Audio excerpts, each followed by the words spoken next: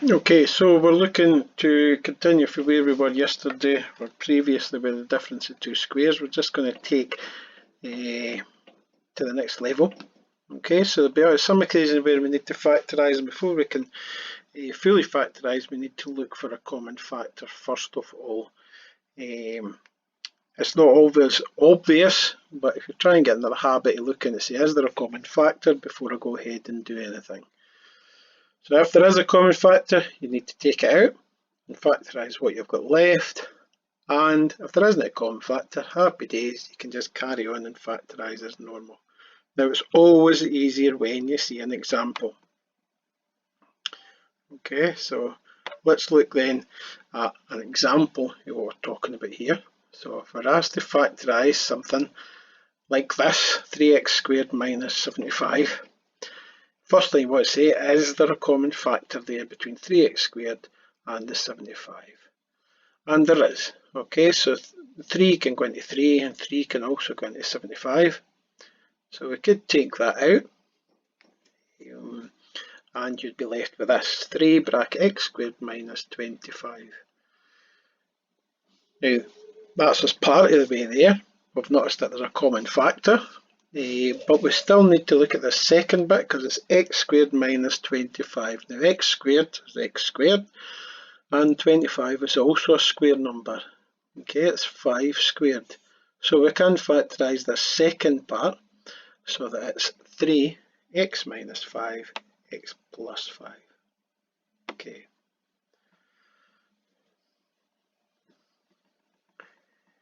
So let's look at another example. 5y squared minus 45, so we're looking for a common factor, something that goes into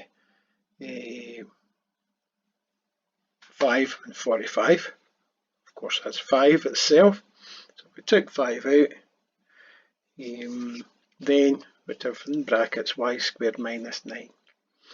Again, spotting from previous work that y squared minus 9 is in fact y minus 3, y plus 3 when you factorise it, the difference of two squares. Okay, 9 is in fact 3 squared.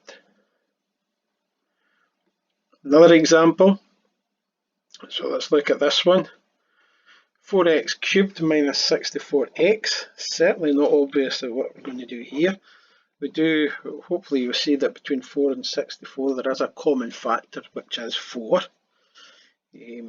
And of course you've got an x cubed and an x. So we can actually take out two things there as common factors. We can take out the 4 and we can take out the x. And if we do that, we're left with 4x outside the brackets and x squared minus 16 inside the brackets.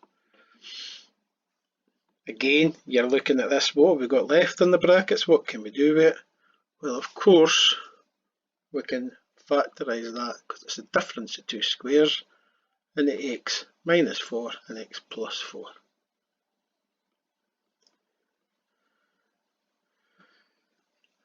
One more example, 27a cubed minus 108a.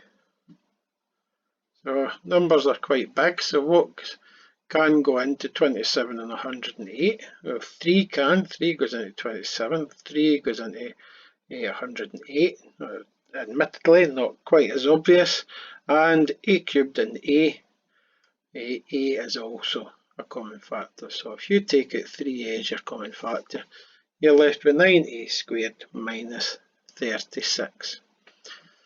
Now, from previous work, 3 is a square number, a is squared, 36 of course is 6 squared. So fully factorising that, you would end up with 3a bracket 3a minus 6, 3a plus 6. Okay, now you can repeat this video as many times as you like. It certainly probably is worth watching through once again and making sure you've got these examples copied down. Okay.